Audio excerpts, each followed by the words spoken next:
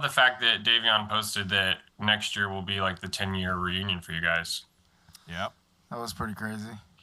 It is? I didn't even think about that. I didn't see it. I didn't think about it. Well, 10 years? 10-year reunion as far as graduating. Yeah. Huh. Yeah. Coach Austin's going back? That's crazy. Do we do that? Who? Coach Austin.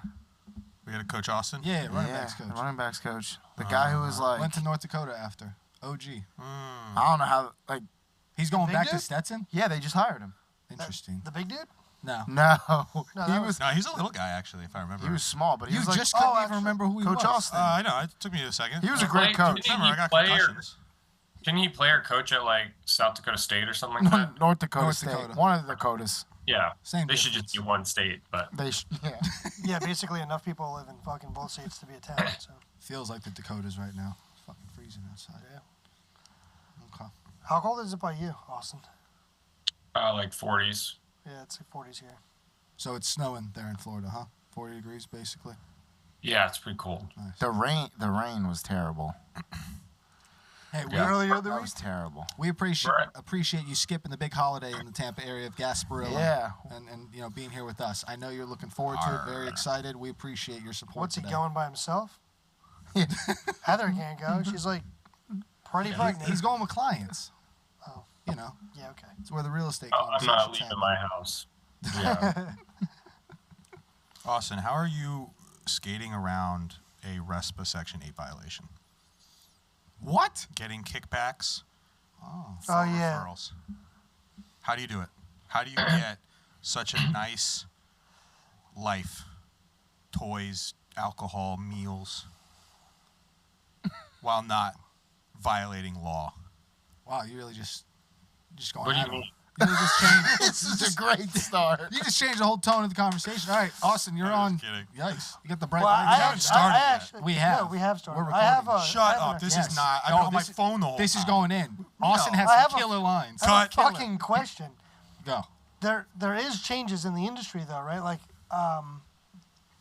there was that whole law that passed last year that had to do with like one side paying for all the fees and all that kind of stuff, and then also Oh, the NAR settlement? I don't fucking know Yeah. what it's called. I'm not in real estate. That's why he's here. It's a NAR settlement. Go ahead. Talk about the NAR settlement.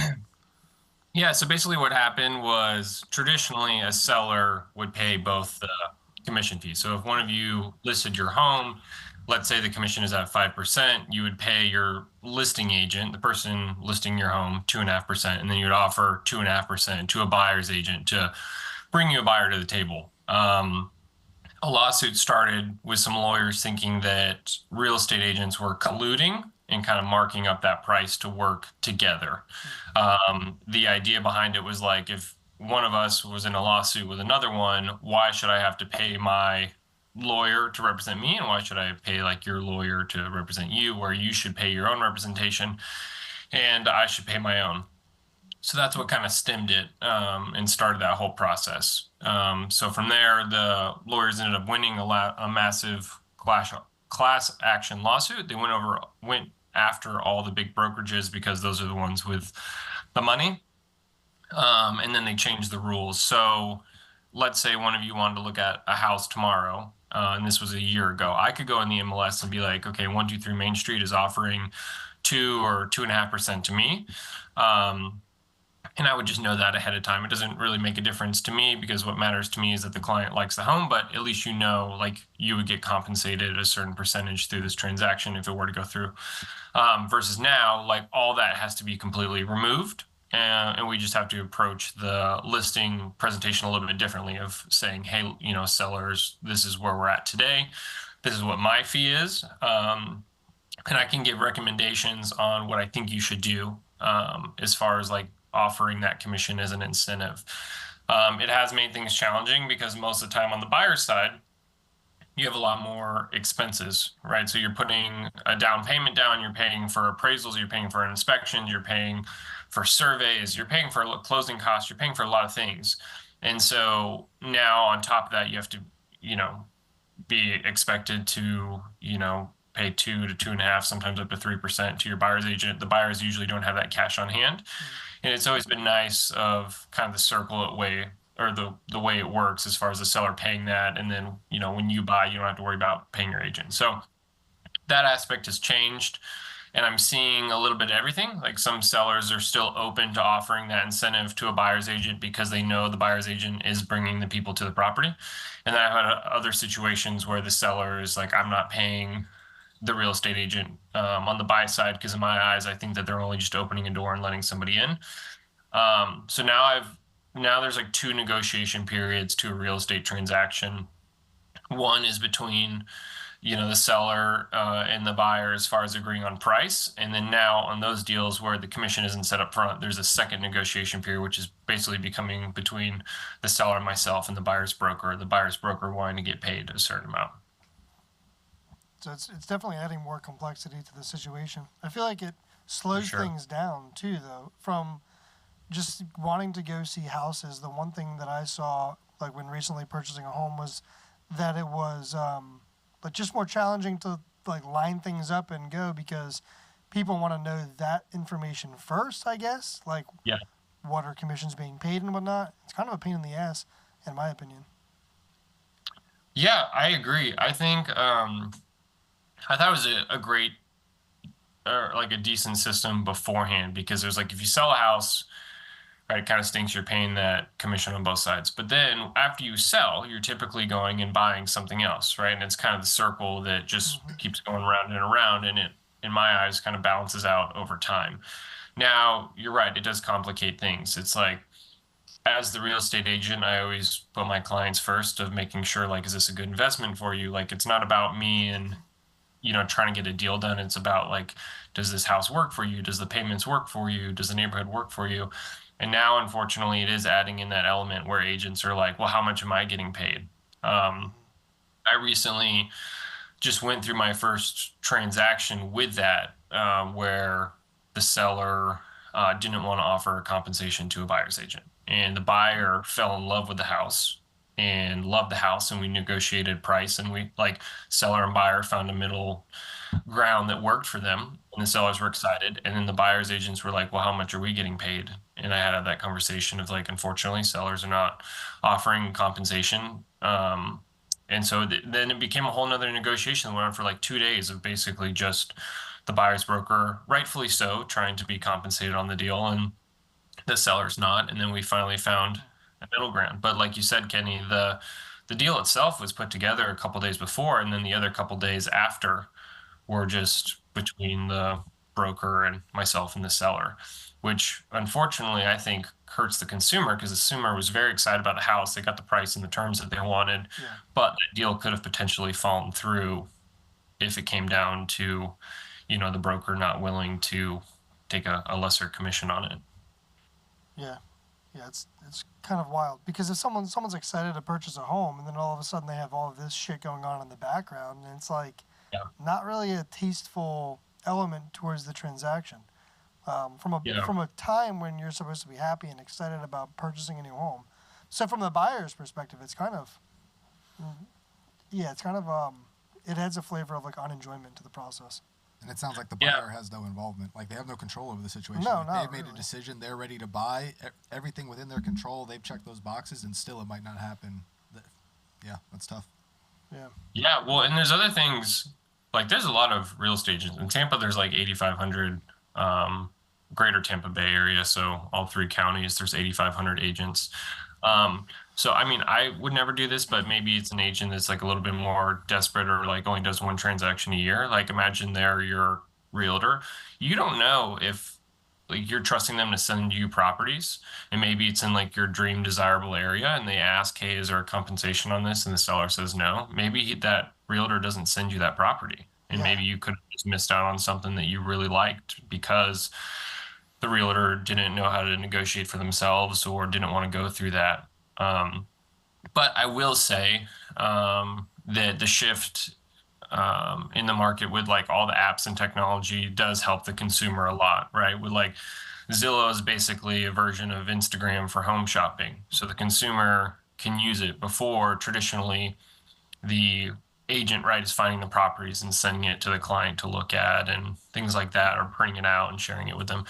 But now, most of the time, my clients are sending me properties before like I can even get it to them. So Yeah. I'll see, oh, this property just popped up. Let me check like the disclosures, or is it priced well? Is there anything wrong with the house? And like they're already sending it to me before I'm even reviewing it to send to them because it's popping up on Zillow or they're just looking at it constantly. So It's a good point. Hey, Austin, you mentioned like desirable areas in the greater Tampa Bay area. Like for someone who's in your shoes, what are you seeing and what do you feel or what do you see as like the most desirable areas and where individuals are trying to move to and what you support? yeah, it's a great question. It's really just based on preference. I'll say like the biggest thing right now is people want to avoid flood zones, just based on like recent storms and fear. These last two hurricanes, I think it's like the 100-year storm Yeah.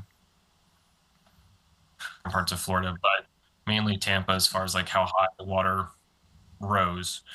So that kind of struck a lot of fear in people.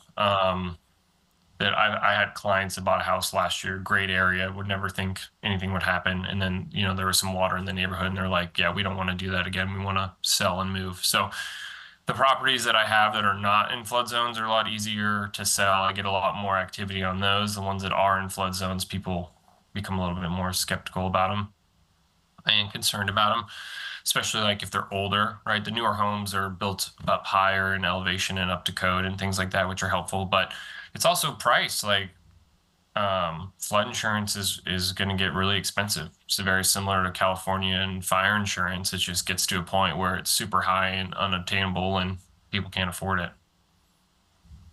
Yeah. And then also, Johnny, kind of what you're saying too, like it's all preference. Like the past couple of years, I used to get so many people that just moved from all over the country, like New York or Midwest or California or Texas. Like it was all these people from out of state moving to Florida, and they didn't know what areas. So it was always kind of like breaking down, like, what is your lifestyle? Like, do you want the beach, or do you want to be down like downtown Tampa, close to everything, or do you want to be in the suburbs? Like similar to Orlando, you have all these different pockets that are for different kinds of lifestyles. Now I'm just seeing a lot more people like locally move around. So sometimes maybe it's people that move to South Tampa because they want that lifestyle. They want to be in like near downtown or the Lightning Stand. Like there's so many developments going on there, or people that want to be in like downtown St. Pete because they want to be close to the downtown area. Or you get people like Heather and I live like 20 minutes outside of Tampa, like in a suburb area, because it just kind of matches our needs and what we're looking for. So it really just depends on what people's lifestyles are. But I see people just move around locally all the time. Interesting. That's a good point. Which you guys have done too. Yeah. Do you, so, Mountain Vermont. not included. The hills. Dang. Hey, at least you got baby. hills. Good old Groveland, baby. Big L. Represent. Jeez. Hey, Austin, when you, like, if you're an individual who has a family or you have kids, right? Where are in Tampa some of the better, like, school zones or districts? And I'm sure when families come to you, that's probably a popular question. So I'm just curious Yeah. what that looks like. Yeah, well, the first question is, are you looking at like public schools or private schools? And depends on the area too. So like South Tampa, they have great public schools, and they have in certain areas, and they have great private schools too. A lot of my market has been north of Tampa. So it's been in an area called Odessa and Lutz and West Chase area, which is just more probably 20, 30 minutes north of South Tampa. South Tampa is very competitive. There's a lot of agents, a lot of higher priced homes. So that's where everyone kind of flocks to. And I've just been fortunate enough to find a niche in this area where there hasn't been a ton of competition, which has allowed me to scale more over time. But with that said, in my market that I know really well, yeah, we have great public schools. So a lot of people like that area. For one, it's not in a flood zone. You get some acreage, and then great public schools as well. Nice. Yeah, let's start to talk about the properties a little bit more that you sell, because I think that's what is your unique kind of value proposition as an agent, right? You talked about 8,500 agents in that greater Tampa area, but if you look at the size of the homes, the cost of the homes, the areas, you do have that niche in the Odessa area and surrounding spots. And a lot of those homes are like, they're all luxury. We can consider them like luxury, high-end real estate for the most part. I would say everything that you touch is of that, 7 figures or more kind of region. But tell us a little bit about those properties, like more land. I know a lot of them are on lakes. A lot of them are thousands of square feet. They're big properties. Yeah. Yeah, it's definitely the thing that people love most about Odessa are the acreage, the size of the lots, and lake frontage. So traditionally that area was like more equestrian, so they have like larger parcels. Like there was one that got listed the other day for like 5,000 square feet on 22 acres.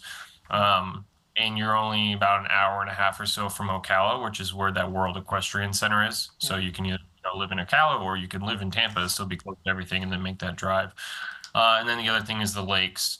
So that's just something that I personally really like. And so it's been really fun to be involved in and easy to sell because that's the lifestyle that I like grew up with, or we go to, Lake Placid or Claremont or things like that. That's the stuff that I enjoy. So it's easy for me to, sell that aspect of it. But yeah, Tampa's very spread out. And so it just depends on the lifestyle you want. So that's just how my business has snowballed. And yeah, it's mainly based off of acreage, and there's larger homes out there, but they have larger homes in South Tampa, but it's just kind of more, smaller lots and being more centrally located, if that answers your question.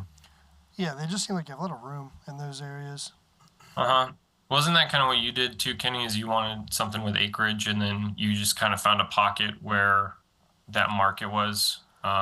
Similar area, yeah, I guess, kind of like, so we're in Wellington, which is like equestrian based too, kind of. So I feel like follow the horses if you want land, I guess. Yeah. So That's so, like the perfect example that I use if I get people that relocate from a different part of Florida or maybe like Miami or South Florida. They're like, what is Odessa? Like, I've never heard of it. And I'm like, the best way I could explain it is like a Wellington to Fort Lauderdale or West Palm, right? Is you still are close to things. It's not like you're out in the middle of nowhere. Like you're still close to like Publix, Starbucks, but you're like right on the edge there to where you have acreage or lake frontage. Like some of these lake houses, you can have a huge house on water for a good price compared to what waterfront property would cost in South Tampa, but you're on an acre or 2 acres, and you're not in a flood zone. Yeah. And personally, I would rather have the lake and just have your own dock, go out there. You don't have to worry about storm surge or big waves or anything like that. Aren't some of those lakes private lakes too? They're not even like open, like public ramps and that kind of stuff too. So that makes it even added bonus. Yeah. Yeah, the vast majority of them are private. Lake Tarpon is a massive lake. It's like 5,300 acres. That one has public access, but all the ones in Odessa that I know of are private, which is great. So the biggest one is 430 acres, which holds the highest price point, which is interesting too, right? It's just like the market just determines the most desirable lake to be on. This is like the one to be on, and the prices reflect that, but it is private. So there's like between like 300 or 400 homes on that lake. But it's like you only see a couple people on the lake at a time. Yeah, that's awesome. That's a really unique aspect. You're only going to be on a lake with people that are living on the lake, basically, or associated with the homes on the lake, which is so cool.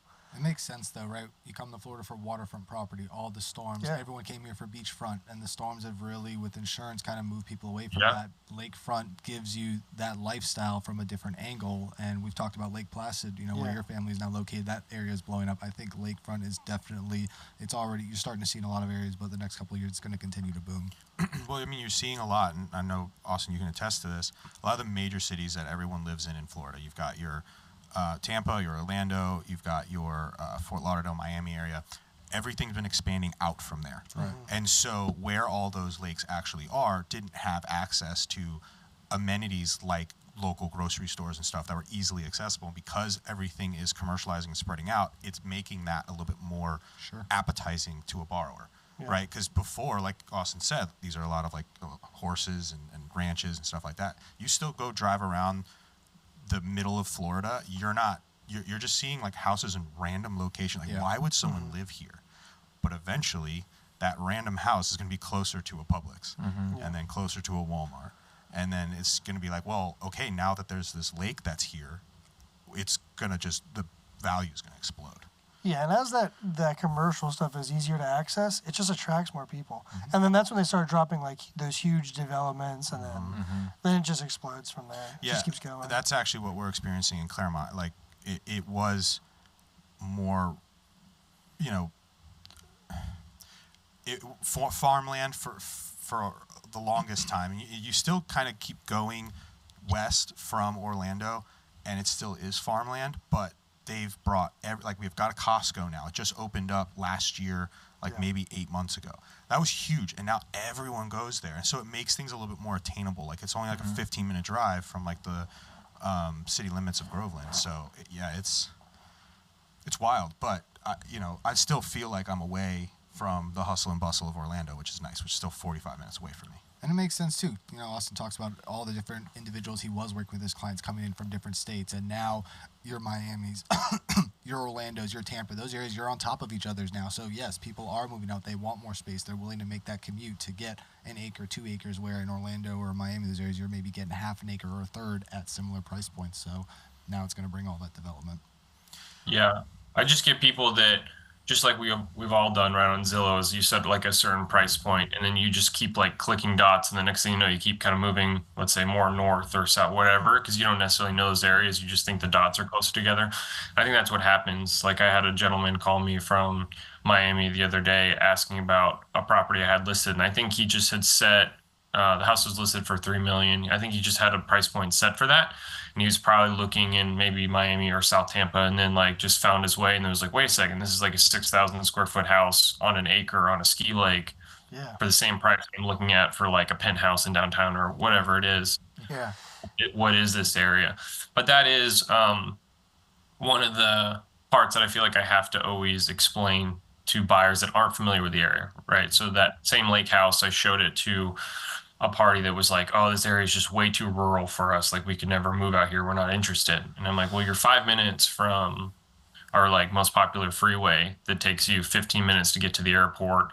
Your closest Publix and Starbucks is 10 minutes. So that's why I'm getting more like local people. And that's why those lake properties or bigger properties typically sell faster. It's because I get like the $3 million one's under contract right now. I went under contract in 12 days because the buyer is from South Tampa. So he knew the area. As soon as he saw it, he loved the house and was like, yeah, I'll buy it. Like I know the area. But to someone that's like just driving down or visiting from like New York, they're like, where am I? Like, am I in the woods? And you're like, no, if you know where you are, you're, 15 minutes from the airport and super close to everything. I think people want to go to those big city areas because one, ease of access, right? Like you can just literally, like New York, you can step outside and you can be in 50 different restaurants in 5 minutes. But also I think, especially the bigger buildings, the penthouses, like luxury is just baked into your lifestyle. But it doesn't mean that you can't access luxury amenities at your home in a 6,000 square foot home. Like, you've probably seen some crazy stuff inside of some of these homes that you've either walked through and toured with potential buyers or that you've been the selling agent on. Like, can you give us examples of some maybe like luxurious amenities that you've seen built into these homes? Because I've seen some pictures of them and, on lakes, probably boathouses and things like that. Yeah. Seen some really cool stuff. One, I saw a house that he had an automatic screened lanai. So it was on the lake. And so his covered, like his pool wasn't covered, but his outdoor patio had a roof over it and then like the walls around it.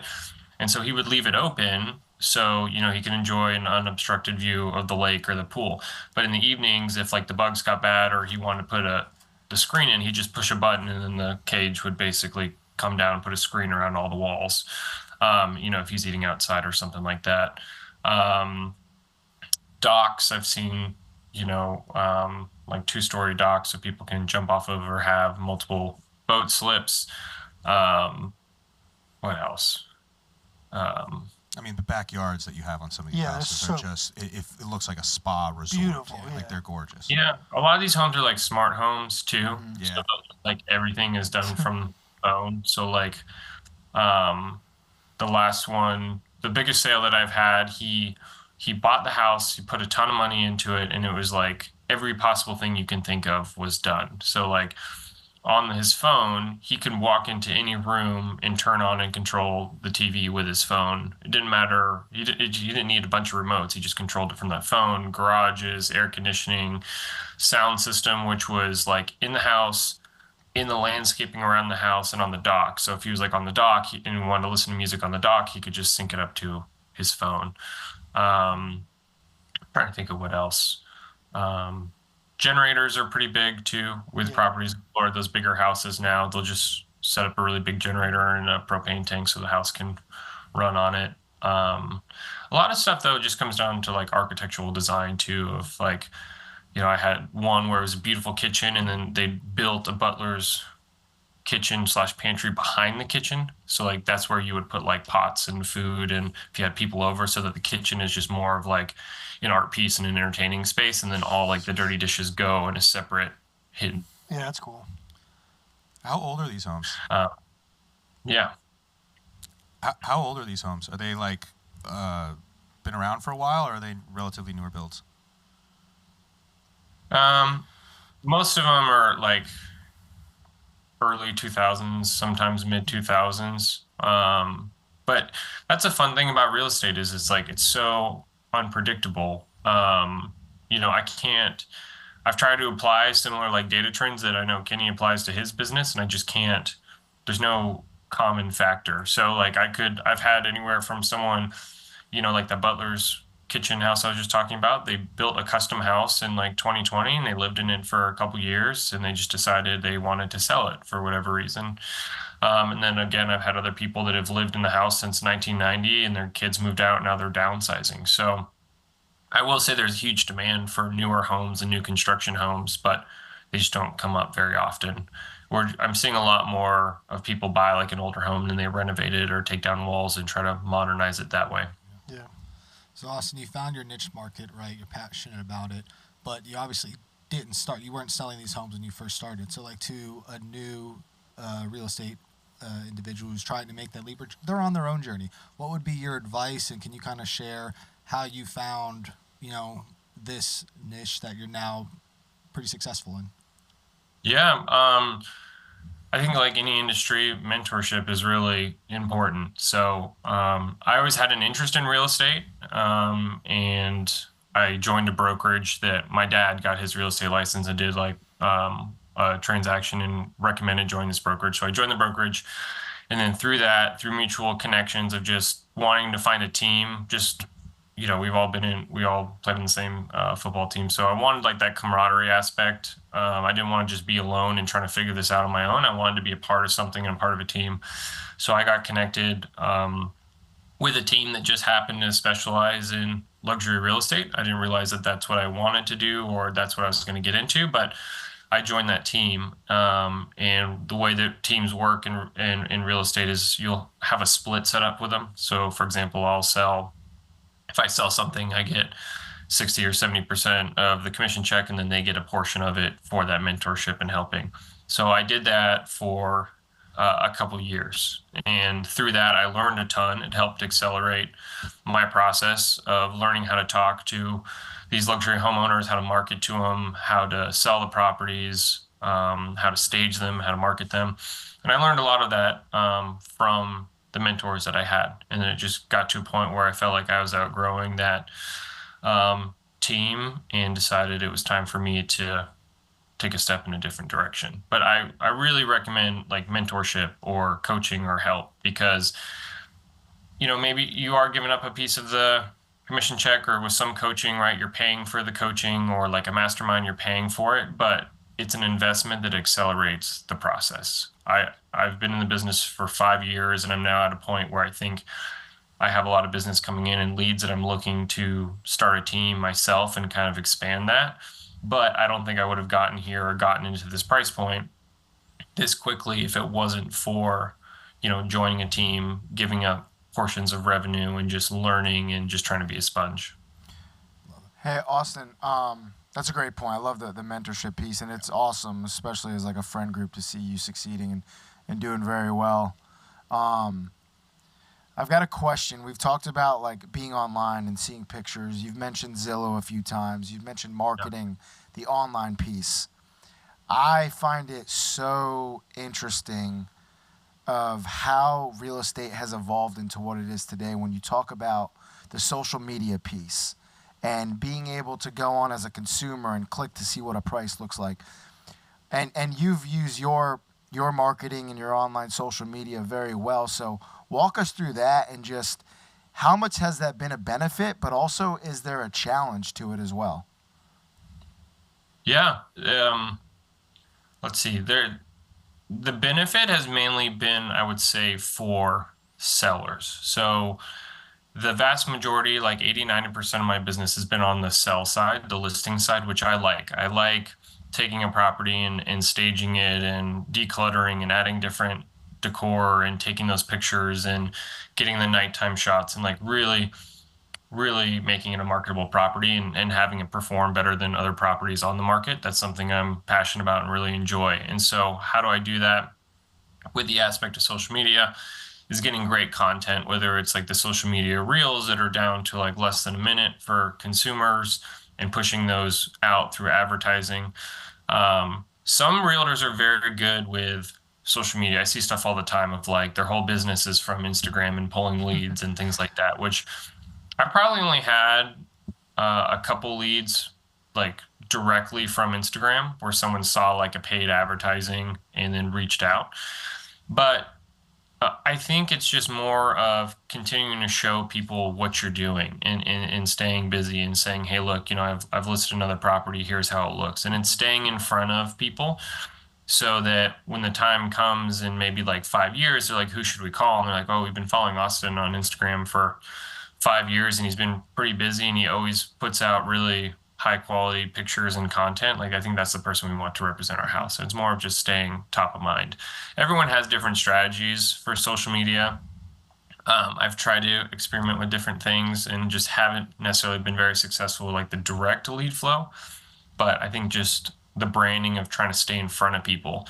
But by posting that content on social media and advertising with it, it helps increase the view count, which also carries over to Zillow and increases the view count and save count on Zillow, which then in return I can go back to my sellers or a potential seller, them doing a listing presentation and say, hey, like this is what I can do for your property and these are the amount of people we can get it in front of. And most of the time they like to hear that compared to maybe an agent that would just take a picture and throw it online and just wait for someone to call them. Yeah, I mean, I think it's so obvious, like, at the end of the day for you, and probably what we could all agree on too, it's like when someone meets you, at the end of the day, what the goal is, like you're trying to build a relationship and trust, right? And that's what someone's going to go with.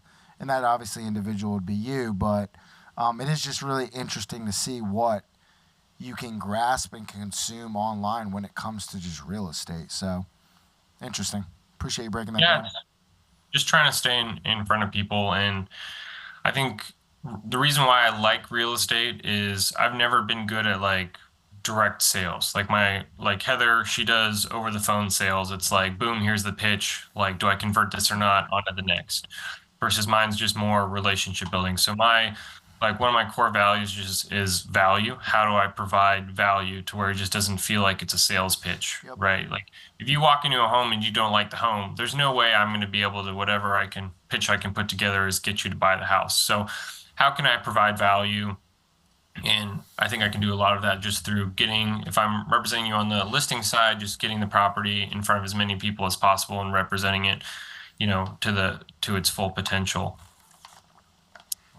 There was something else I was going to add, but got another core value. Yeah. So I think we've probably all heard of Ryan Serhant. Ryan Serhant is like the biggest social media guy. He's been on like the Netflix shows and stuff. He's very successful with his brokerage.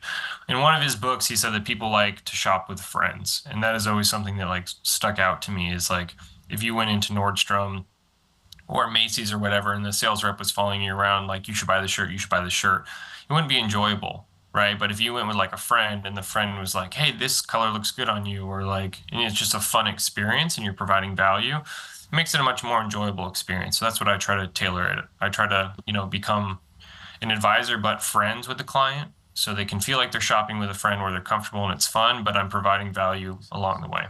Love that. That's awesome. Yeah. Good perspective. You got something, No, right? you go. All right. Well, I mean, I'm going to shift a little bit of the I focus. was too, so you go. Okay, cool. I'm going to go a little bit more towards my side of the world in this real estate transaction. So Yeah. do you just, we talked about the market, we talked about the different homes and like what people like, what people dislike and stuff. In the home buying process, do you genuinely see when someone comes to you and you start to help work with them or find a home or anything, and I'm specifically starting from the buyer side, not the seller side. Yeah. Do they already have a lender picked out? Are they usually coming in with cash in your area? What's the financing portion of it? And how do you add value? Yeah. Add value. I haven't seen cash buyers in a while. I was seeing them constantly. I think because when interest rates were so low that people with cash were basically competing against free money. And so it was kind of like an even playing field versus now, people want to hold on to their cash or borrow. I know interest rates are high, but they would rather leverage that than spend the cash. So I haven't really seen a cash buyer in a while versus I was seeing a ton of them.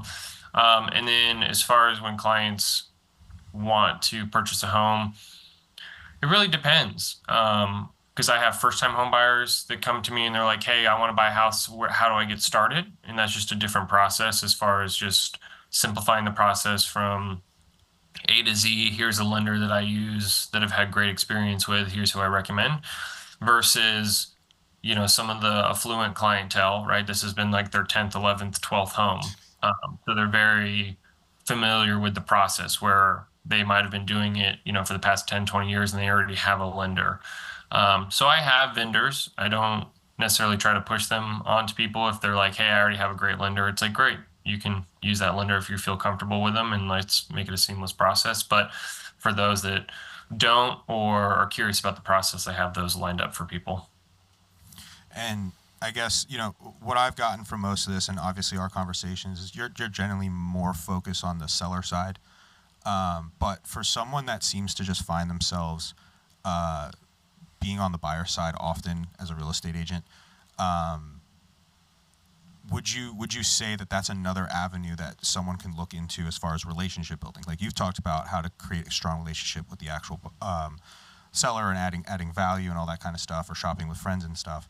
But a lot of the stuff, at least from the mortgage side, is right, relationship building with real estate agents, builders, and those kinds of things. So. Yeah, that's the amazing thing with real estate is there's so many different ways that you can frame your business model. If you want to just work with sellers, or you want to work with buyers, or you want to work with investors, or you want to work with first-time home buyers, or you want to work with specifically veterans using a VA loan. Like there's so many things you can do and model your business and find your niche.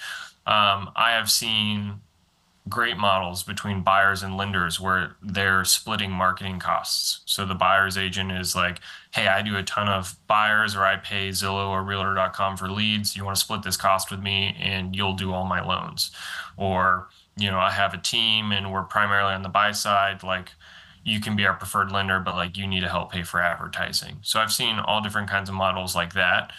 Or people just have their preferred vendors that they've used. Like as a realtor, I want the transaction to go smoothly and easy. It's an emotional transaction, and so any bump in the road can cause issues as far as maybe the buyer has second thoughts about the house, or the seller doesn't want to deal with that party anymore, whatever it is.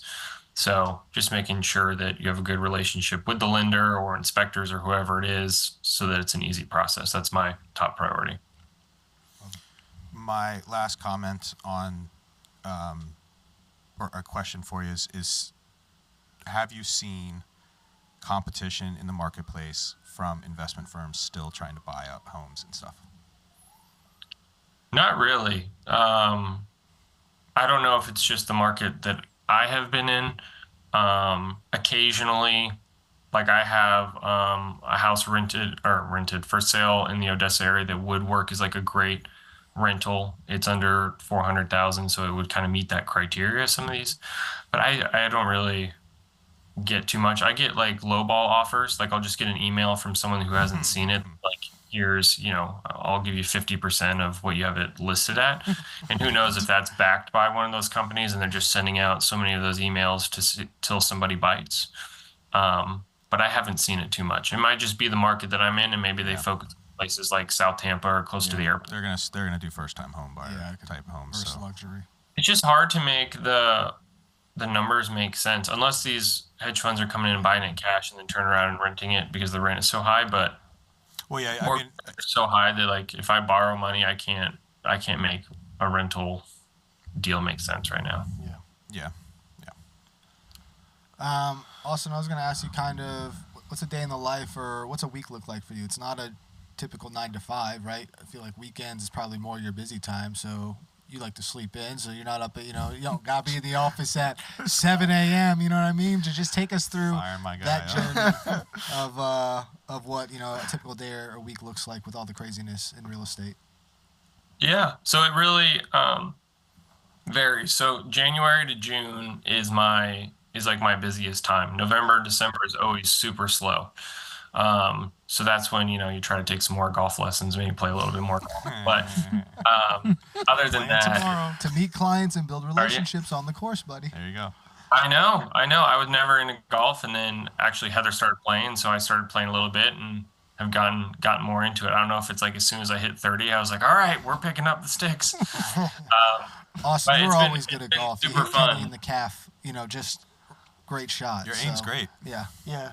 Well, I don't know if you guys have been seeing that, like John Gruden went to Barstool, but he lives in Avila in Tampa, so he's at that golf course all the time. So there's a lot of there's a lot of golf in Florida. But the day in the life thing. So it really varies. Like, so today I have this is the podcast, and then I have a couple hours where I've just got to finish a couple like email admin stuff, and then I'm driving about an hour north to do photos for a property from like 2 to 6:30, and then I'll come home. And then tomorrow I have an open house from 11 to 2, and then after that I'm showing a client like 5 properties, so that'll probably be from like 3 to 6 or 3 to 7.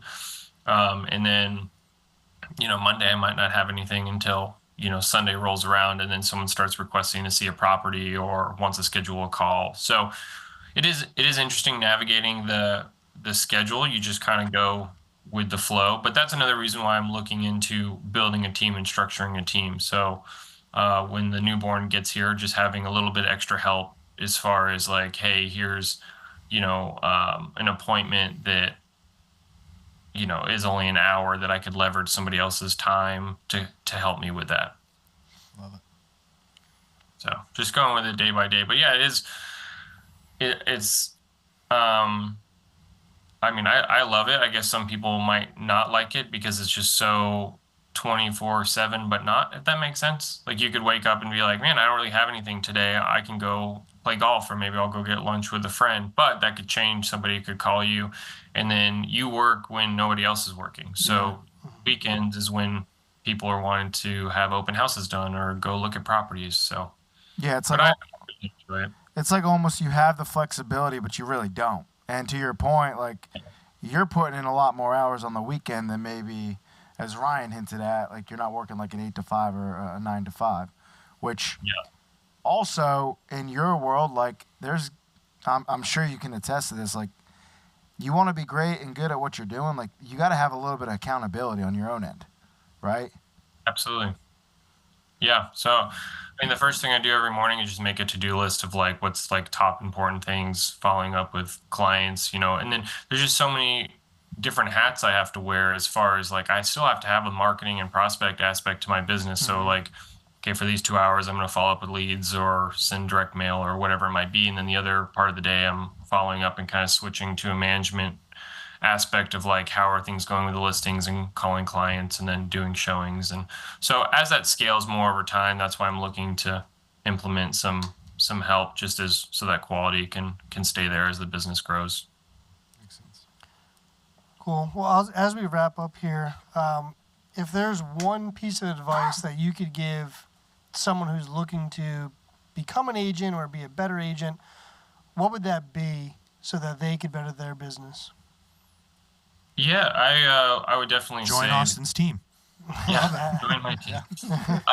Would definitely be like the mentorship route. So as I had mentioned, there's so many different routes you can go in real estate, whether it's like, I want to work with landlords and help them find rental or like investment properties, or I want to do fix and flips, or I want to do high-end homes, or I want to work with buyers. Like, kind of looking at the model that you want to do and then aligning yourself with a team or a mentor.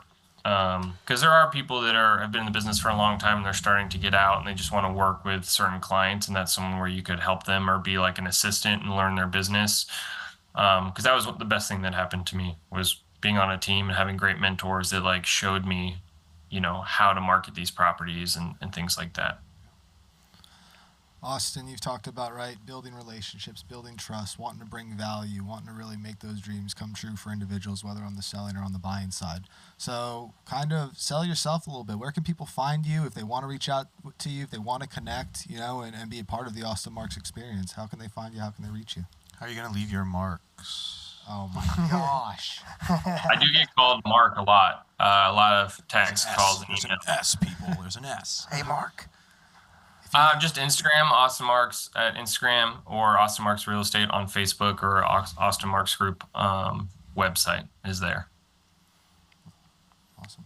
Awesome. Well, we appreciate your input on not only the greater Tampa Bay area, but real estate as a whole from an agent's perspective. We look forward to continuing to see you build your team as you develop a larger footprint in that Tampa Bay area, and hopefully we see you across the rest of Florida, and who knows, maybe even the rest of the United States. Oh, yeah. So we It's good appreciate chatting with you guys. I love what you guys are doing with the podcast. The studio looks great. All the interviews have been great as well. Mass Inbound Studios. Awesome. Well, thank you. Thanks, we appreciate Austin. it. Thanks, Appreciate you, Austin. man. Good to see you guys.